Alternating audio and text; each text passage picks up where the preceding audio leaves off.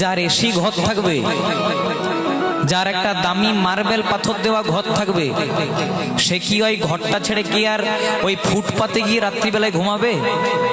ওই ঘরটাতেই ঘুমাবে, কারণ এসির ব্যবস্থা আছে, টাইলস মার্বেলের ব্যবস্থা আছে, এত সুন্দর ঝাঁ চকচকে ঘর, ওটা ছেড়ে কি আর ফুটপাতে ঘুমানো যায় বাবা?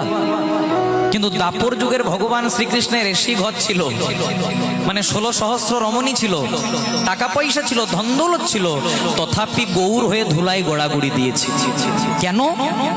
কারণ মহাপ্রভু শিক্ষা দিলেন, আপনি আচরি ধর্ম জীবেরই শেখায়, আপনি না আচরিলে জীবকে শেখানো না যায়।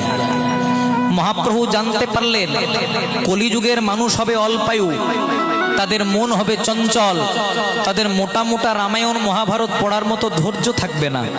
তাই মহাপ্রভু একটা অমূল্য বস্তু আমাদের জন্য এনে দিলেন। 4 যুগে 4 ধর্ম জীবের কারণ, আর কলিযুগের ধর্ম কেবল হরি নাম সংকীর্তন।